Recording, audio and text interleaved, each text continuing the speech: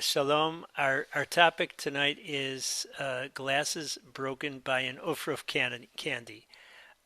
First of all, how this year came about, I was actually looking for something else in the book Chashuke Chemed by Rav Yitzchak Zilberstein Shlita, and I came across this title and was very struck by it.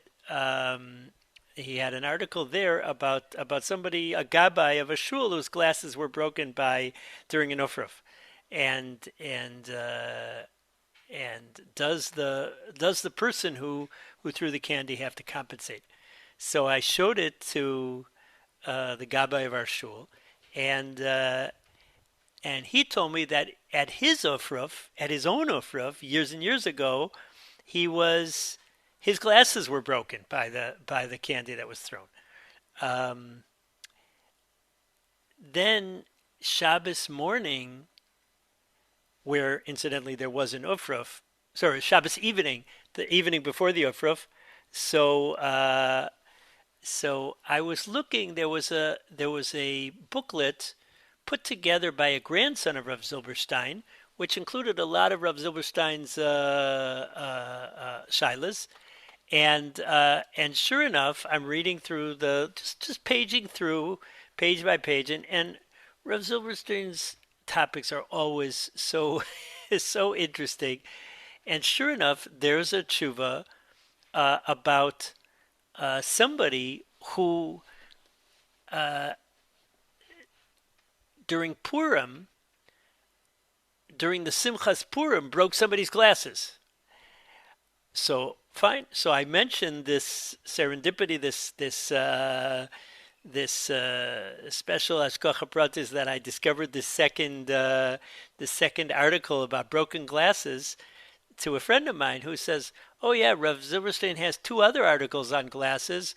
One is about somebody who drank a cup of water without knowing that in the cup of water was his friend's contact lenses, and does he have to compensate?" And then another case where somebody placed their glasses on a chair, and somehow I have deja vu that we learned this before.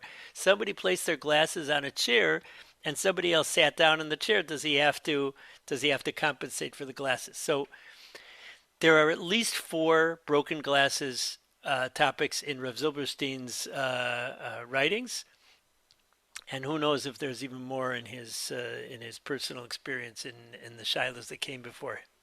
Now, a little bit about the topic, and then we'll read these two pieces from Rav Zilberstein inside. There is a custom to throw candy, uh, at least in Ashkenazi shuls, the Shabbos before a man gets married, and and classically, the candy was thrown from the balcony, the women's section. Um, now, um, I saw somebody who made sure that the candy that was thrown at the Ufruf was this uh, gel, this soft gel candy uh, in little plastic bags, like the sun-kissed round gels, and those won't hurt a fly. Um, uh, Same thing, I guess, if they would throw marshmallows, which would probably drive the gabbai crazy because it would make the shul all sticky, which is probably another problem. But uh, hard candies could be dangerous, and however, apparently during the history of Ufrufs and in the present experience at Ufrufs, people still throw hard candies at Ufrufs, despite the fact that when you calculate the velocity and the impact in the wrong place, so it might be actually very dangerous. Now, let's have a look at Rav Zilberstein's tshuva and see how he relates to it. Okay, this is the book Chashuke Chemed, which is organized according to the order of the Shas, and he writes as follows: Shela nagul lizrok sukariot al chatan b'Shabbat ha'ufruf, Shabbat chatan la'achar aliyato b'Torah. The world has a custom of throwing candies on the chassan at the Shabbos of his Ufruf, which is the Shabbos before he gets married. After he has his aliyah to the Torah, often gets musaf, not always. They always often gets maftir, not always. And the source is in a Gemara Brachos. The Gemara in Nun Amud Beis says, "Shayu zorkin lifnei chatan v'akala klayot ve'aguzim." They would throw parched corn, parched grain, and nuts in front of the chassan and the kala. It doesn't necessarily say they would throw it at the chassan and the kala, but in front of the chassan and the kala. Ukein ze b'masechet smachot mevazbazin or zorkim lifnei achatanim lifnei akalot machrozot shel dagim v'chatichot shel basar. They would throw in front of the chassan and the kala strings of fish and pieces of meat. Vayosin kein lesimchat chatan v'kala. They would do this for the joy of the chassan and the kala. And of course, it has to be in a situation where the food won't become disgusting and destroyed through throwing it, which would be a problem of baltashchis. Bizui ochlim. Now, okay, so that's the thing. By the way, it seems like these were minhagim that were also in order to encourage blessing, that blessing and abundance. Okay. V'hine, Maseh she'av chatan, there was a certain chassan, she'achrei she'ala Torah, when he got up, zarku alav sukariot me'ezrat anashim, they threw candy from the Ezras Nashim, from the women's, usually it's a balcony, ואחד הסוגיות פגעה באופן ישיר בזגוגית המשקפיים של גבאי בית הכנסת ונפצע אותו. And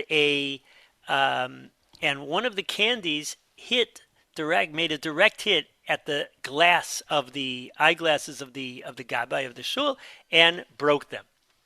Now, just a comment here.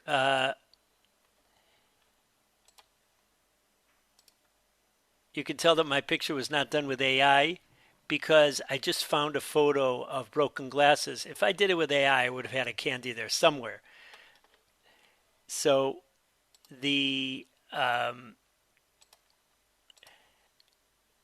now he has a comment, Yetsuyan. It should be noted, She'amerchak ben Ezrat Anasim labima ya rav. The distance was long. V'lachen hasurkoyot nizraku me'at chazak, and the candies were thrown a little strong, a little powerfully. Okay. Hagabai tovea kaed et zoreket asukariot l'shalem avor hanezek. So the Gabbai is now claiming that the woman who threw that candy should pay for the damage. Vehalatoin, and the woman claims kenegdo, encounter it. It happened by accident. It was part of the simcha. So she doesn't have to pay for the glasses. She did something that was one of the minhag for the joy of the chazan and the kala. In miyadin, who is correct, who has to pay? Does she have to pay or not? Okay, that's the shaila. Now. There's a whole literature about this topic. It's so crucial that the following source be quoted in any literature on this topic. Tshuva yadua she'adam muad le'olam. The default position, as Rabbi Karlinsky would say, the default of this topic is that a person is always responsible for his actions. He's chayiv on all sorts of things that happen, even if it was unknowing or it was beyond his control. So, in general, a person is your default with human-caused damage, not your animals, but human-caused damage is always that a person has to pay. A person is responsible for his own actions. Now, אך בכל זאת נראה שבענייננו אין חיוב לשלם לגבי עבור הנזק משתי סיבות כדלהלן. Now, just one comment. I saw Rav Zilberstein's article. I saw a number of articles. I did not scan the whole halachic literature about the topic. So if in general, and always this is more of an educational discussion of some of the topics that come up surrounding halacha as opposed to a shir of practical halacha, kal v'chomer, this time that it is just presenting some of the issues that come up. If this actually happens, God forbid, so make sure you ask a qualified posek, and maybe a Beis Din, but something like this probably doesn't have to get to Beis Din, but okay. אך בכל זאת נראה שבינינו אין חיוב לשלם לגבי עבור הנזק משתי הסיבות כללו. So he gives now two reasons why one would not have to pay here for the nezek, why the woman would not have to pay for the nezek. שבירת המשקפיים לא נעשתה בדרך חזק והשחתה. The breaking of the glasses was not done in a way of damage and destruction, אלא מתוך שמחת חסן וקלה. Actually, like that woman said, it was part of the Simchas Chasen v'Kala. It was part of bringing joy to the Chasen and the Kala. It's part of the Ufruf. V'nifsak b'Ramah. The Ramah paskins, Bachurim arochavim likrat chatan v'Kala. Young men that are riding towards the Chasen and Kala. V'hiziku ze et ze memon chavero. And they damaged each other. Derech simcha u'schok. In a way of joy and jest, v'chein b'shar dvar simcha, and the same goes for other types of simcha, hol v'nagu chen p'turim. Because that is the practice, that's common practice, they're absolved. Now, the Ramah mentions this not only in Hilchos, in Choshen Mishpat, where the Shulchan Aruch, by the way, mentions a related case that is not related to Simcha. The Ramah mentions a case where a horse damages another animal through riding, and it's similar to the Mishnayos about when one person is in front of another, and one person has a beam, and one person is behind him. So the Shulchan Aruch mentions that, but the Ramah brings this psak halacha about simcha, and he says something similar in Hilchos Purim. There are those that say that if one damages another, as part of the in the context of Simchas Purim, he's pater from paying. That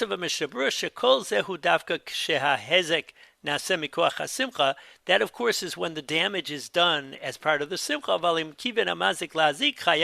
There is no carte blanche to damage people on Purim. I mean, you can't go to your enemy, and on Purim you have like a freebie to hurt him, and you're going to get off the hook.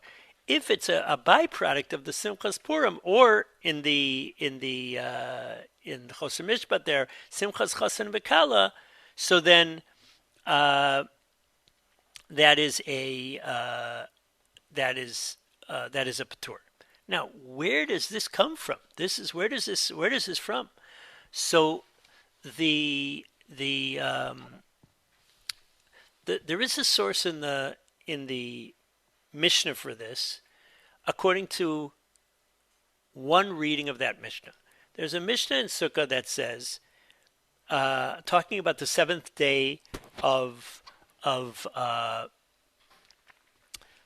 Sukkot, it says, Miyad hatinokot shomtin et lulavehen ve'ochlim et etrogehem. I tried to read it without any punctuation and without any inflection. There are two possible translations of that. One translation of that is immediately, meaning after doing lulav and esrog on the seventh day of Pesach, the children hatinokot cast away their lulavs and they eat their esrogim. Now, that has absolutely nothing to do then with um, our issue. However, the approach that is taken by Rashi and one of the approaches in Tosfos is that miyada tinokot, from the hands of children, shomtim lulaveim, they grab their lulav and they eat their esrogim. In other words, and Tosfos explained and Rashi explains that as part of the simcha of the last day of Sukkot, they have this kind of game where they grab the lulavs and eat the esrogim of the children. Um, I was trying to like, where do we have such a thing? So sometimes there's Betty Shuls have a candy man. So one candy man that I saw, he would like uh, give the candy to the child. He would still be holding on to that. Then the child would grab it, would start grabbing it, and then the candy man would pull back and then give it to the child. And the kid would have, it would be like a laugh because he he gave it, then he grabbed it away, but then he actually gave it. So um, that's Tosfos on that says, and likewise this custom of youth that are doing things like, it sounds to me, by the way, that they would do jousting, but uh, when they in the context of simcha damage each other, they're absolved. Just like there is no chiyuv nezek for the adults on the seventh day of Sukkot. So now this comes up in a number of other sources in Ashkenaz, um, and it is brought then by the Ramah. Now, um, that's what Rav Zilberstein quotes there. Now it's interesting. Um, he Let's just read the next paragraph, and then we'll have a little comment on the svara behind it. Ve'amnan barura davar sheyesh li zaher ma'od shelo la'azik la'acherim b'zrikat asukariot. Of course, we have to be very careful not to hurt anybody through throwing candies. Like sometimes you see the kids' friends at a bar mitzvah, so they're like revving up. They're like a major league pitcher. V'yesh lisor kam menachat. They should be thrown lightly. Af b'di'eved la'achar shenizriku ve'yiziku. After the fact, when they were thrown and they damaged, shayazim mitoch simchat chatan nira liftor mitashlum hanezek. Ve'agam sheba orach hashulchan. The orach hashulchan says ve'achshav b'avonotenu haravim arva kol simcha. All joy is diluted. Ve'einanu noagim lismoch kol kachat sheyavo lahezek. We're not so joyous that we come to damage. In other words, our joy is not the kind that would ever lead to nezek. Again, maybe that is part of his the context that he saw. He was the Rav of Nevardik, which is in Lithuania. Perhaps that's part of it. But b'chol zot nira shedvarav amurim b'minei simcha shekayom enam nahugim ach zrikat asurgiot lesimchat hachatan kein nohago b'yamenu. There is a custom to throw. That is a very common custom to throw candy at an ufruf. Umemela lo nitan lechayev avor hezek shenigram misimcha zo. Now, therefore, you can't obligate it for damage that was caused. Now, why should this be absolved? What about our Adam Muad Leolam? Didn't we say that a person is always obligated? So how do you get around that? How is this like a minhag not to keep the halacha? Very strange. So there are two mechanisms that are spoken about, and it's brought by the Pri Megadim in Hilchos Purim brings it. and it's quoted in numerous sources that discuss this topic.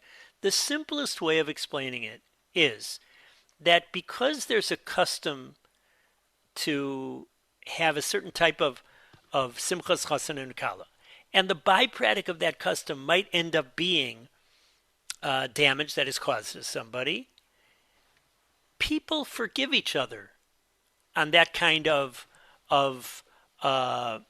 damage. Now, of course, this particular individual is not so forgiving. However, the custom is, that's what it's saying, the custom is to treat this as, because of Simchas Chasen V'Kala, the custom is to like officially have a mutual forgiveness for any damage that is caused in the context of Simchas Chasen and Kala. This explains something that appears in the Sefer.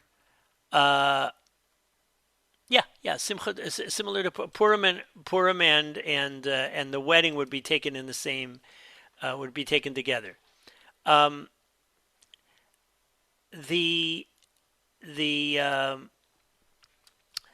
This explains a passage in the Aguda, one of the Sifrei Halacha from the world of Ashkenaz. So it explains us a difficult line. He seems to say, again, he talks about a similar case, and then he says, but if they intended, it's not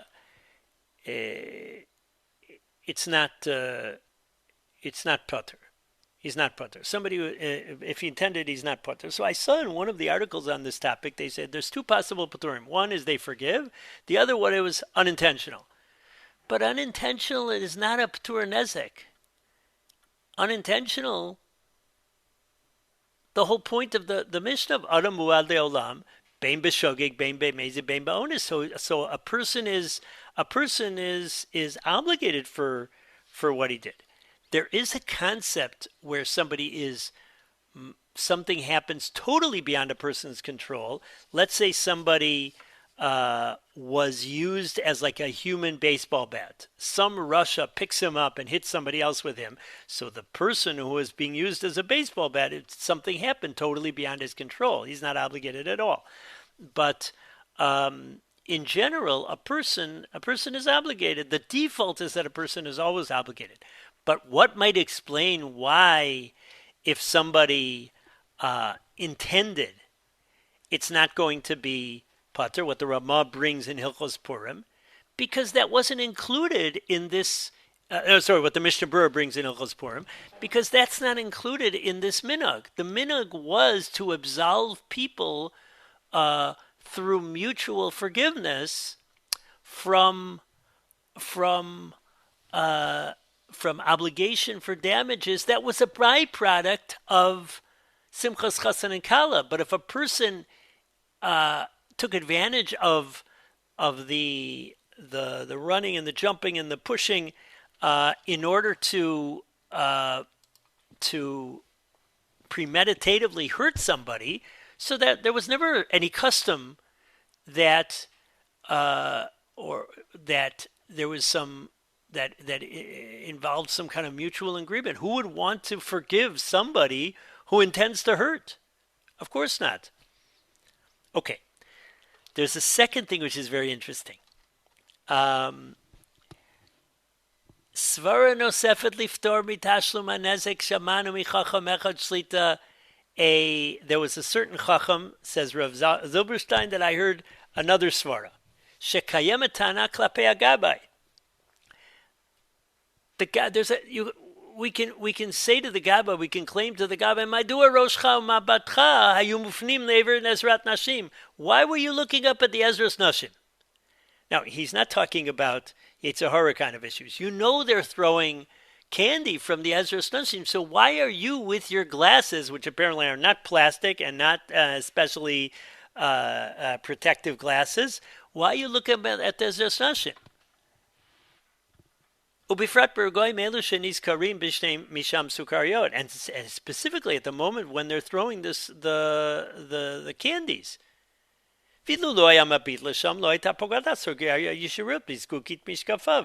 If he wasn't looking at the Ezra's Nashim, his glasses would not have been hit.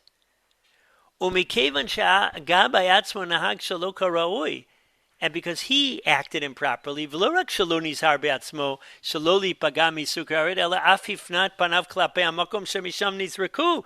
only didn't he protect himself, he exposed himself to the place of the source of the shooting.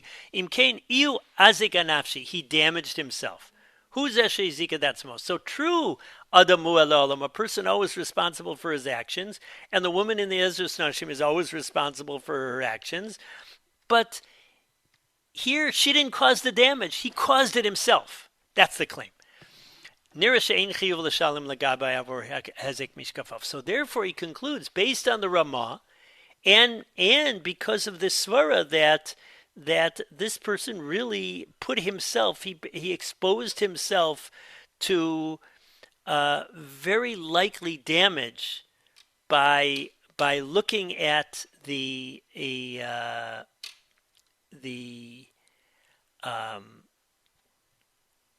Ezra's Nashim, where the source of the candies was. So that's his psak. Now, Shabbos evening, I'm at the Bima, and I'm flipping through this book written by the grandson of Rav Zilberstein.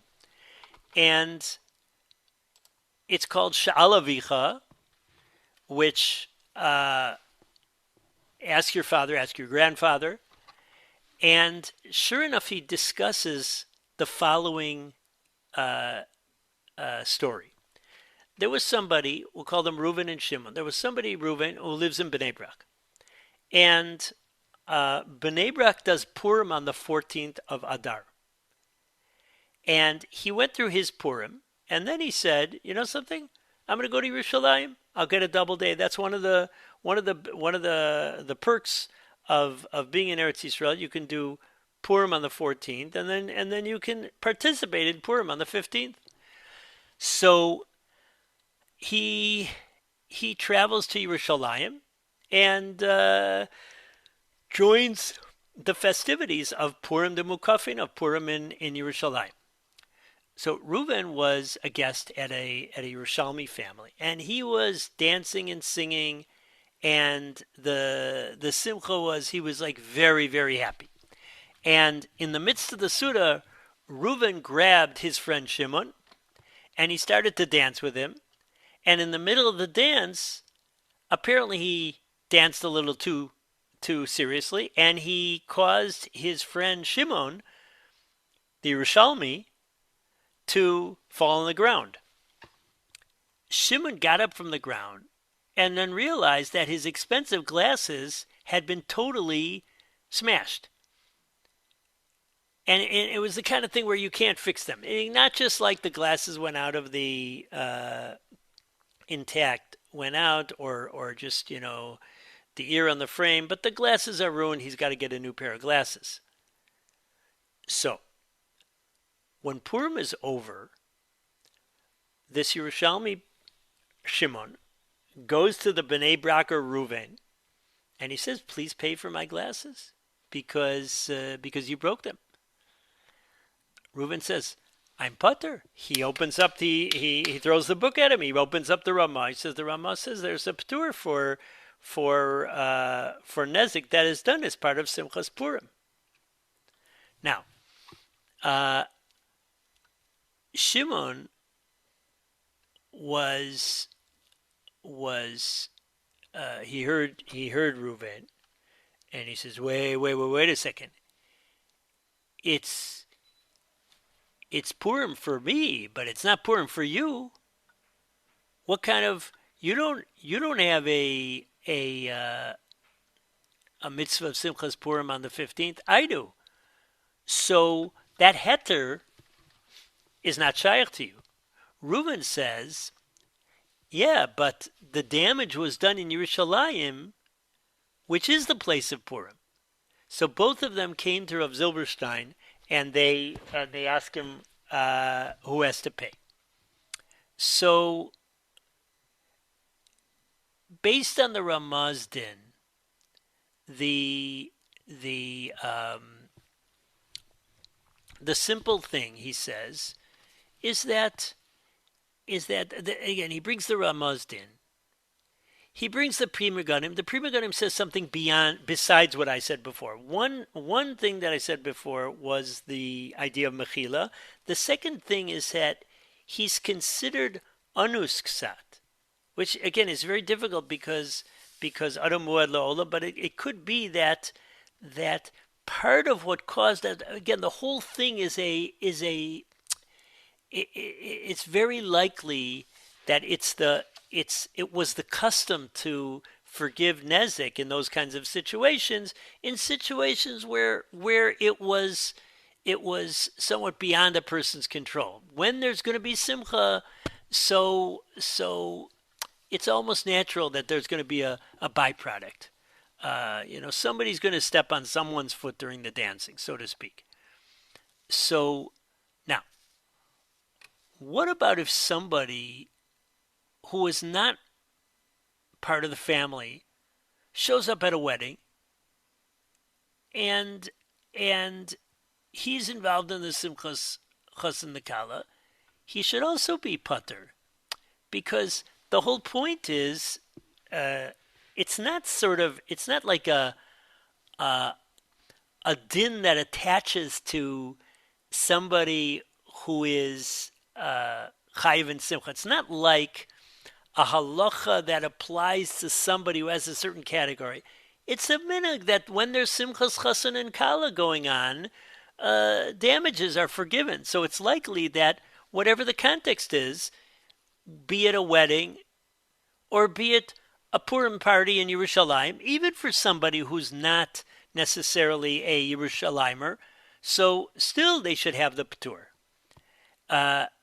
Now, that's the simple thing. But then there's two things that the Rav Zilberstein adds that put a monkey wrench in the whole thing. He said as follows. He said, this whole thing only applies, which is interesting, by the way, which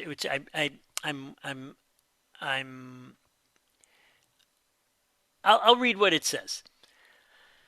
This whole thing applies when somebody goes from Bnei Brak to Yerushalayim to be machmer like a svara of the suffix of the Chazon Ish. What was the suffix of the Chazon Ish?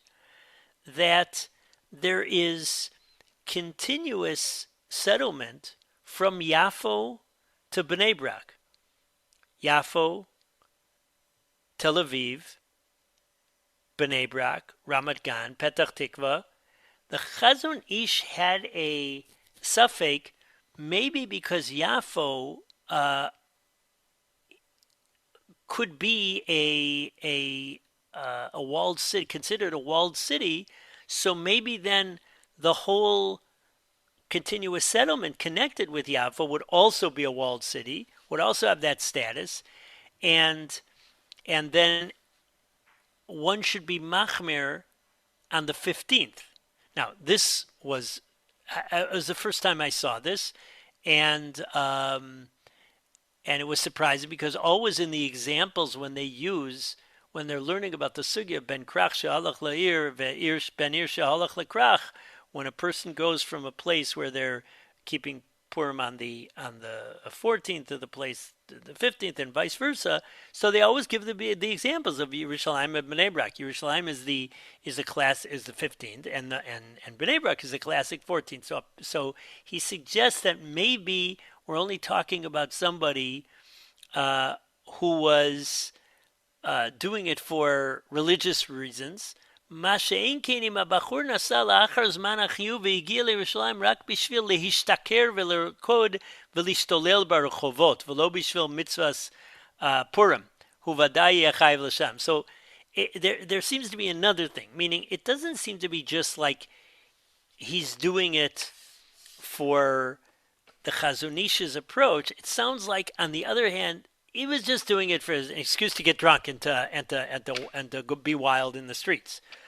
So there could be a middle case of a person went to participate in the simcha of Yerushalayim. It's a special thing, and even though he's not a ben Yerushalayim, he wanted to be participated, not because he wanted to get drunk or because he wanted to be wild, but he wanted to participate in the simcha. It's a unique simchas Purim in Yerushalayim.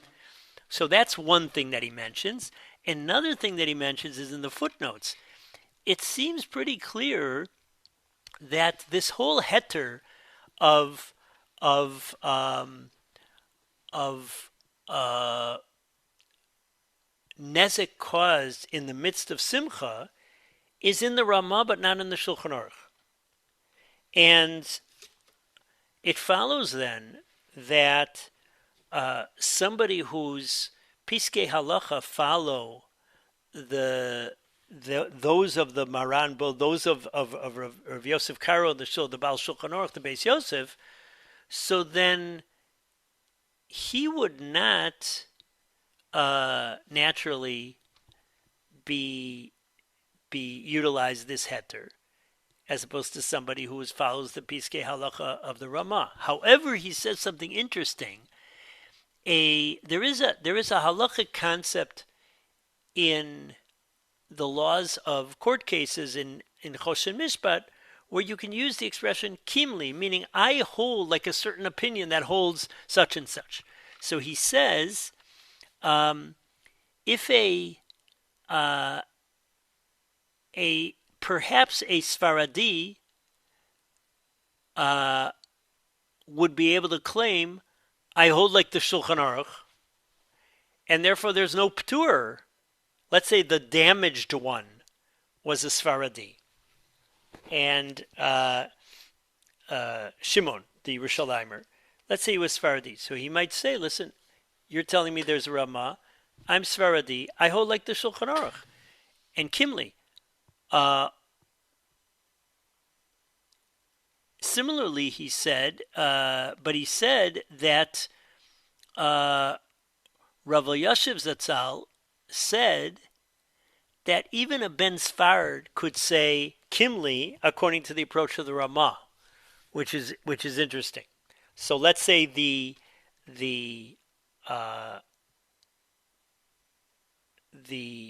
damager was Sfaradi. He still, if he was knowledgeable enough, might say Kimli like the Ramah, and I want to adopt that psak. So those are two things that come out of this tshuva that were interesting. Number one, the Pri Megadim uses that expression of anus ksat. We tried to understand it, and second of all, he distinguishes between somebody who goes there just to get drunk and to go wild, and maybe the heter doesn't apply to them. That's not really somebody's going for Simchas Mitzvah. So in short, there's a number of cases where things get damaged in the context of Simcha, whether it's a wedding or whether it's Purim. Tosfos, based on a Mishnah in Sukkah, one explanation of a Mishnah in Sukkah. So he says this is the source of the practice of not claiming damages when damage is caused in the midst of a simcha. This makes its way into the Ramah. The svara is that people forgive damages in such a context, and however, they only forgive damages if it was not done intentionally. But that's not part of this heter. There could also be another heter if the person brought upon the damage himself. If somebody did something so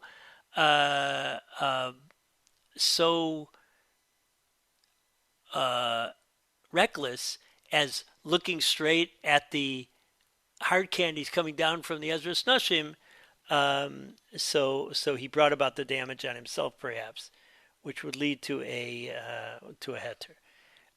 So that's what I wanted to share with you, and it was because I found this. I was in the middle of looking for something else, but because I found this, I was interested in the tshuva and looked into it a little more seriously. That's what I wanted to share.